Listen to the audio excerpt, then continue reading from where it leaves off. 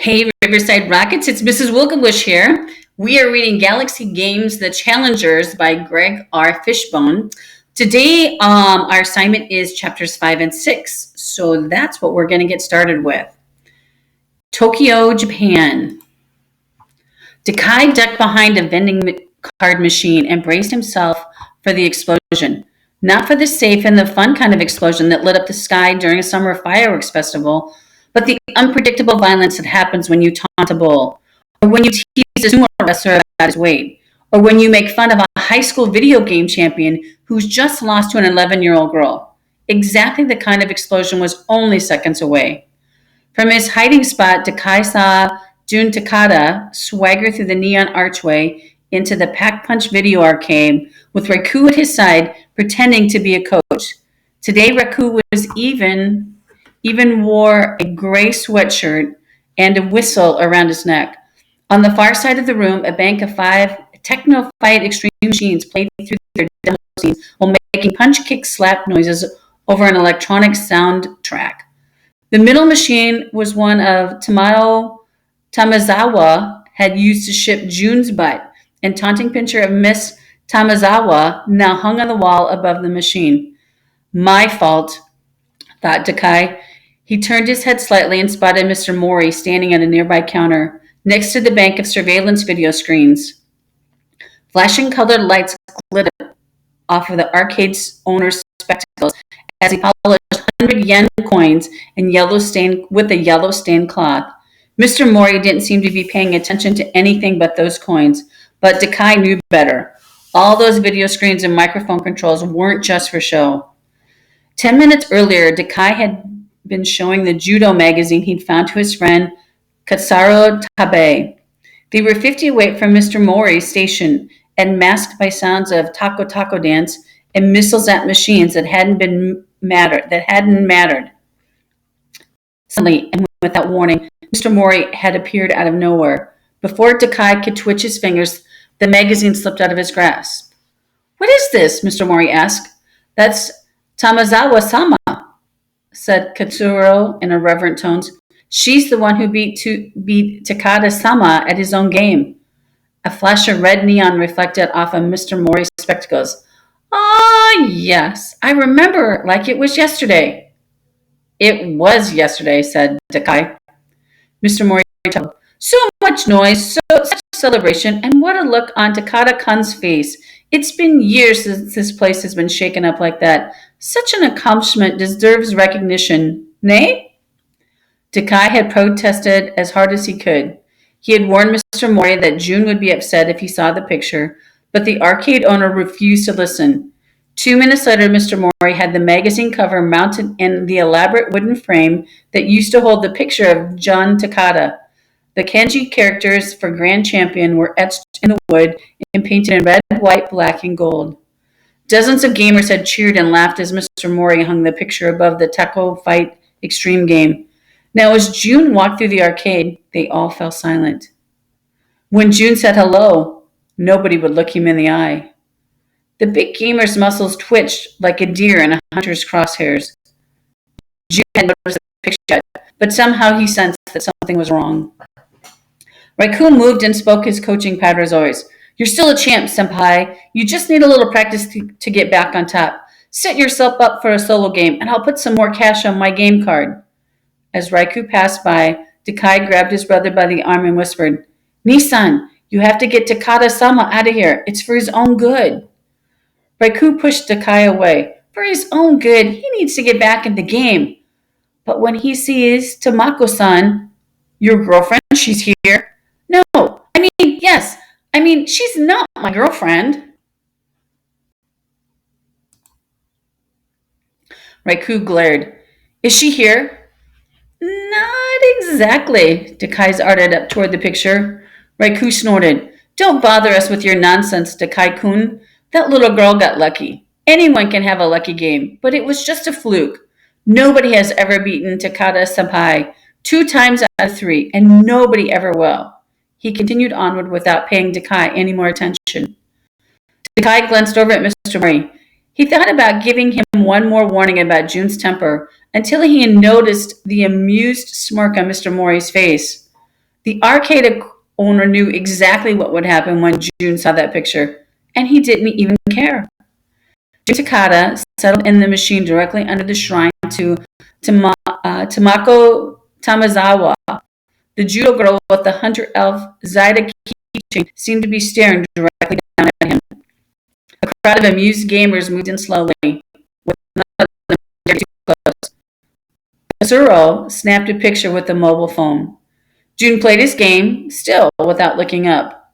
A middle school boy giggled and then slapped a hand over his mouth. June whirled around. All right, what's going on? Eyes flickered upward to the picture on the wall. In a single slow motion movement, June turned and looked up.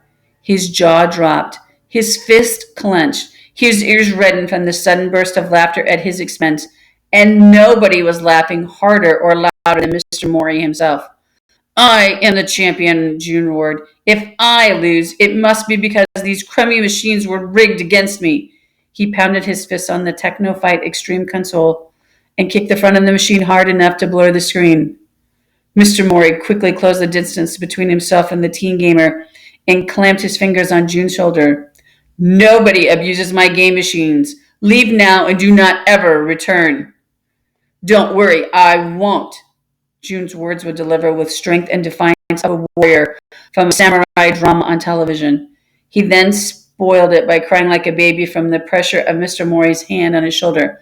Not so tight, not so tight, not so tight, he shouted as the arcade owner steered him toward the exit.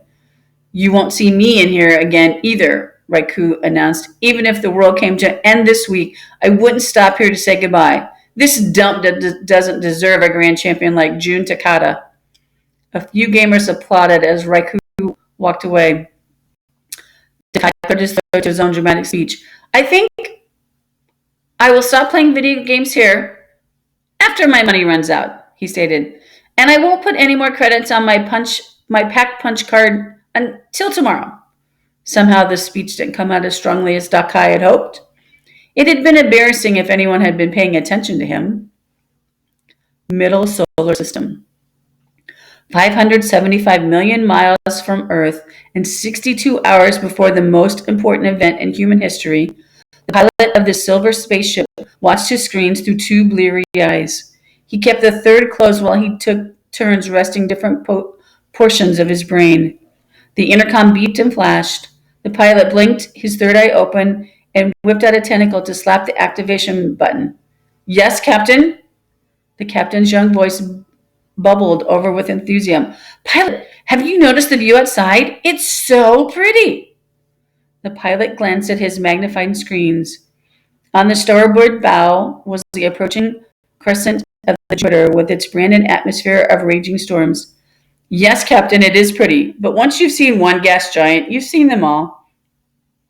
But you can really see these, the captain insisted. There are no flares, transport tracks, or range icons in the way.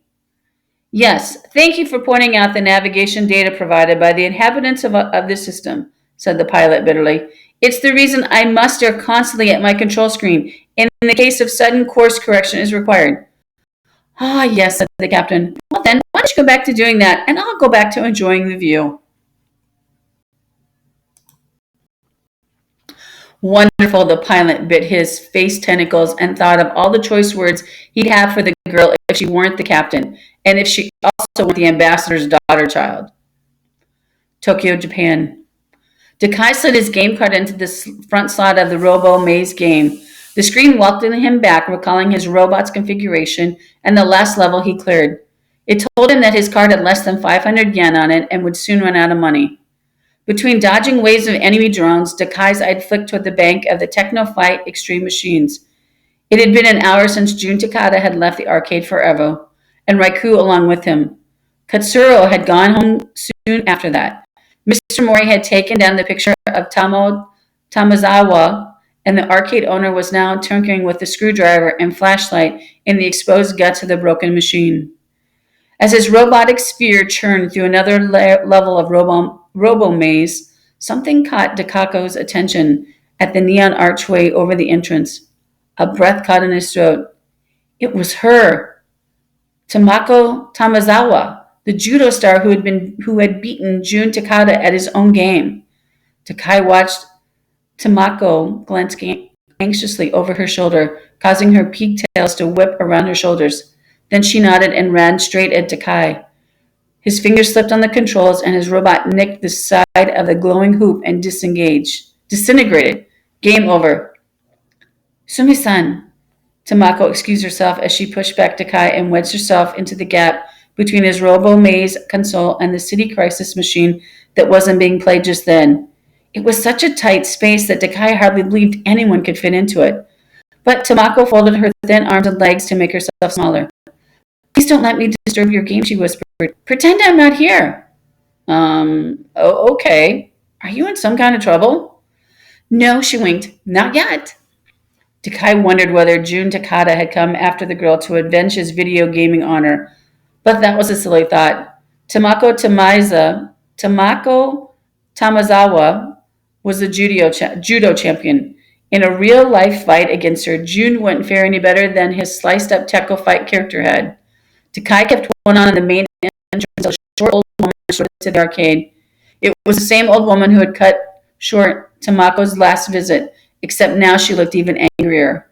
The old woman smacked the butt of her stick against the floor, creating a sharp clack over the background of electronic noise.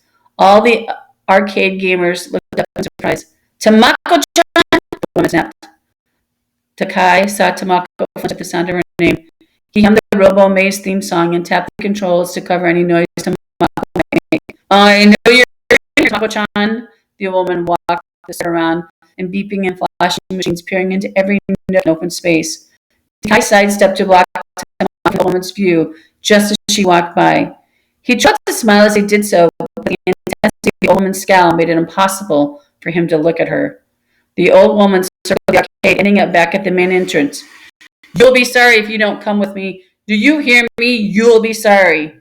She glared one last time around the arcade and then was gone.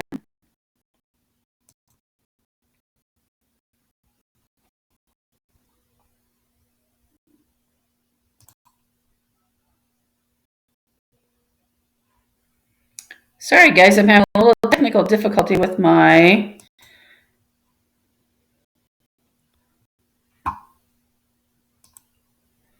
Oh, we're continuing. Sorry. Do you see the picture there?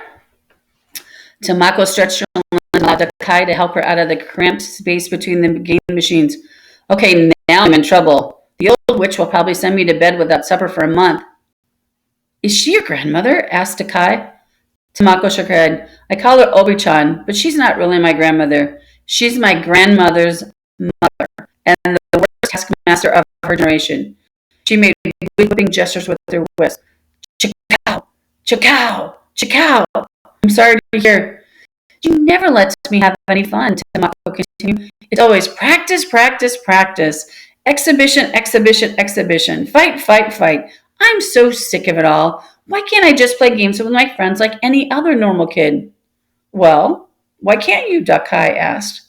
Tamako's eyes seemed to be focused on something very far away. Takai listened for her reply, but all he heard for a long moment when the beeps and explosion of video games consoles.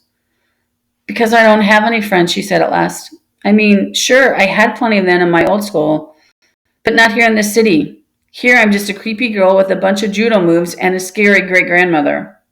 I'll be your friend, Takai wanted to kick himself for sounding so dumb, but Tamako's face brightened instantly. You will? That's great. My name is Tamazo Tamako. I know. She waited for a long moment before asking. And you are? Takai slapped his forehead, hardly believing how stupid he was being. Tamako was a famous judo star and magazine cover girl, so she hardly needed to introduce herself to him. But of course it didn't work that way like ordinary kids for him. Shindo Takai, he told her. She took his arm. Come on, Shindo-san, let's go for ice cream, or rent rollerblades, or maybe do some shopping. Yes, I know boys hate shopping, but what if we bought something cool? Hey, what's your favorite TV show? Well, he thought about the Hunter Elf Zeta figure on Tamako's belt loop, Was she really a fan of the show, or did she wear the character as a joke? If he said he was a Zeta fan, would she make fun of him like Raku had? I don't watch much TV, he said. My favorite show is The Hunter Elf Zeta, she told him. You'd probably like it if you give it a try. It's about an elf girl named Zeta who fights dragons with magical quiver of arrows. There's a store nearby that sells nothing but Zeta shirts and toys. Come on, we can buy matching t-shirts. Takai let himself be dragged along and wondered what he just was getting himself into. Chapter 6. Platte Bluff, Nevada. Tyler's dad spent the night in the observatory. He didn't even come home the next day.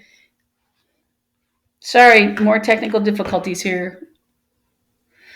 Tyler's dad spent all night in the observatory. He didn't even come home the next day because that was when the data came in from the other side of the world or from telescopes up in orbit. Tyler worried even though his mom said not to. 48 hours before the most important event in human history, Tyler dialed his father's mobile phone number. Back when he was only 10, Tyler had been told never to bother his dad at work. But Tyler was 11 now, and he had important things to talk about. Hello, Dad? Tyler whispered. I can barely hear you, kiddo, his father answered. Are you calling from inside the closet because your mother wouldn't approve of you bothering me at work? No. Tyler leaned back and brunched a bunch of hanging jackets out of the way. I'm calling from inside a closet because I get better reception here. Anyway, what's going on with my asteroid comet thing? It's too early to tell, kiddo, Tyler's dad yawned. He'd probably gotten no sleep at all, Tyler realized. We're compiling data from Europe right now. The object is moving too fast to be in a stable orbit around the sun, and the trajectory is all wrong. Comets and asteroids just don't move like that. Oh.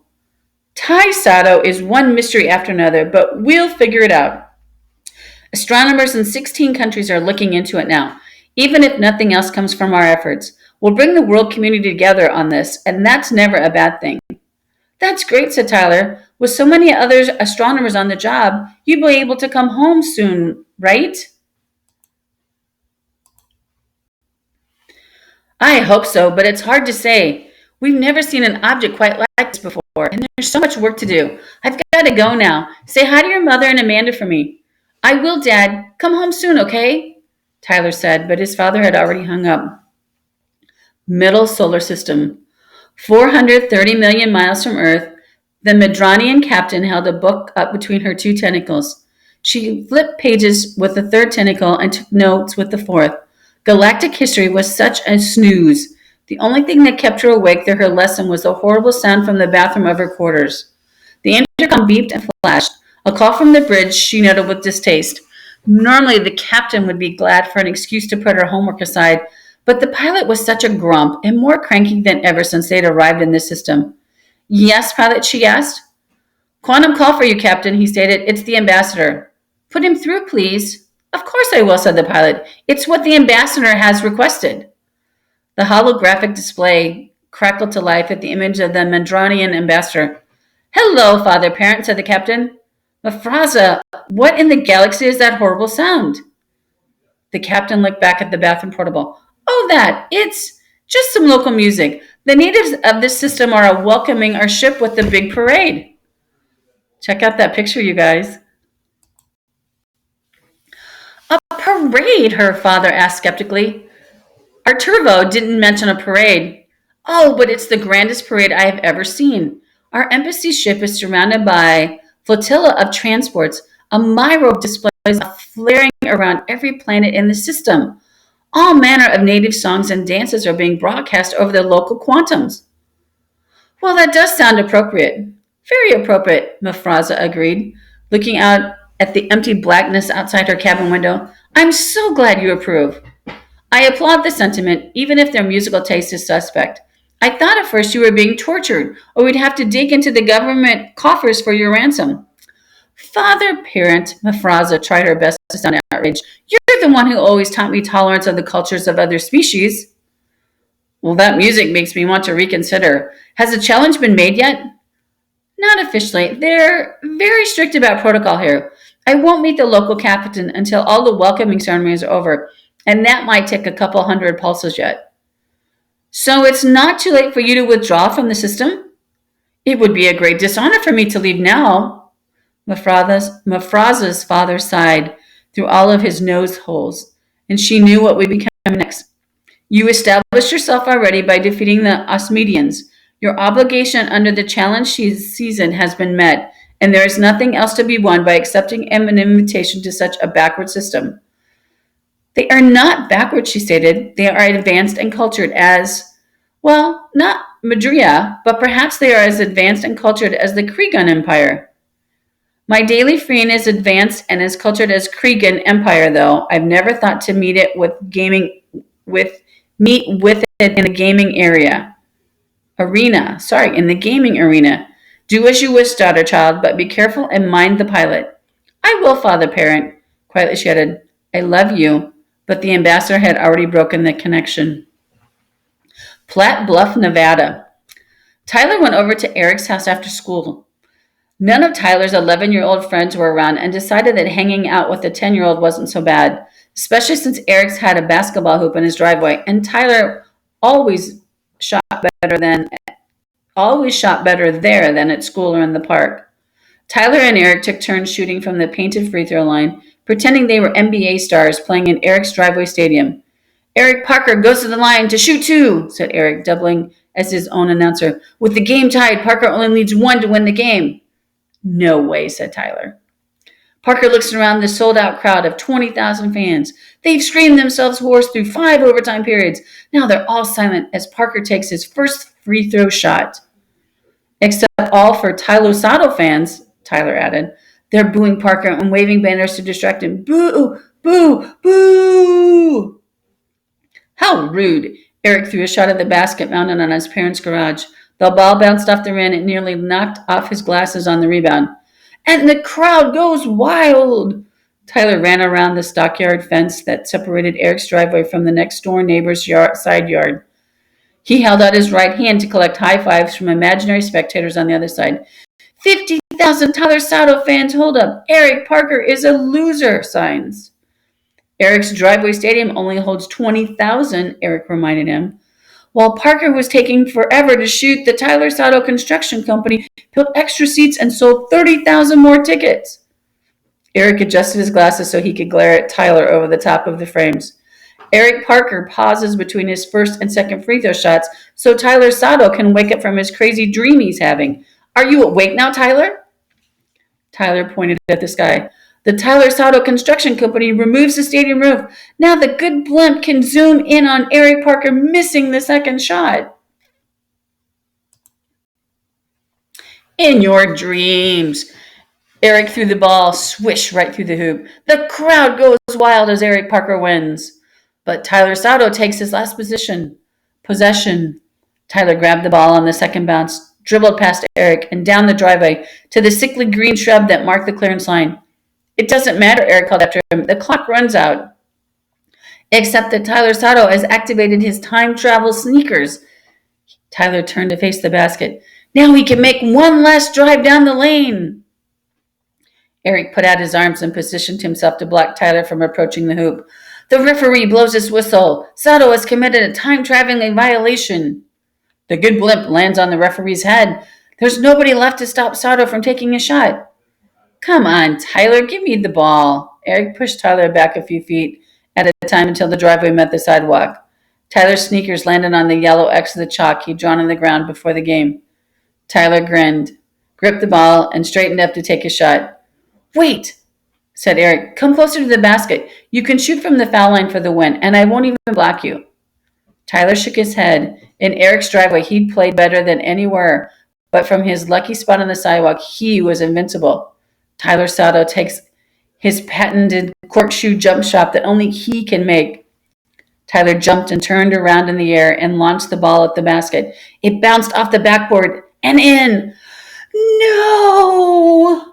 Eric dropped to his knees. Why do you always do that? Tyler shrugged. I'd never make that shot in a million years on any other court, but in your driveway, it just clicks.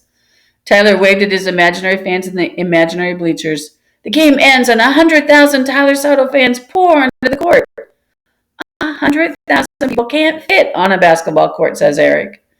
They can if they're all real skinny. They follow Tyler Sato diet program. Delicious chocolate shakes for breakfast, delicious chocolate shakes for lunch, followed by a sensible dinner and more chocolate shakes for dessert. The front door of the house opened and Eric's mom stepped out on the concrete stoop. Who's winning? I am, they both shouted. Wonderful, she said, but she wasn't smiling. It's time to come in now, Eric. Tyler, you should go back to your family before they worry. But it's still early, Tyler said. My parents won't be worried yet. Have them put on the TV, said Eric's mom. Then tell me they're not worried. Tyler ran all the way home. His mom and sister were already in the living room watching the All News Network. His mom hugged him close. Tyler, thank goodness you're here. Why? He asked. What's going on? He looked over at the TV. And so far, NASA has no comments, said the All News program host. Right now, we have Senator Archer in the studio with us. Senator, welcome. Thanks for having me, Casey, said the older man with hair like white cotton candy. Senator, what do you have there? Senator Archer held up a manila folder, the kind Tyler used in school.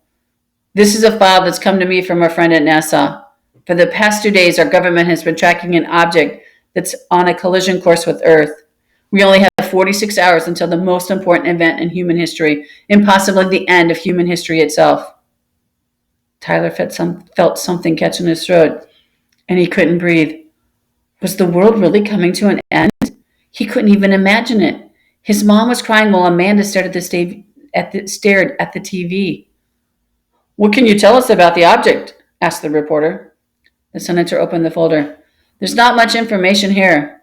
That's why I'm calling on the president to release anything else he has. All I can really tell you is that the government has given the object a code name. They call it a Thai Sato. Tyler's mouth dropped open, and he thought it might stick. All that way that night. And that's the end of our chapters for today. Whew, I don't know about you guys, but I can't wait to start reading more. So I will see you next time. Keep going on those book clubs and be safe and be well. Mrs. Wogenbush signing out.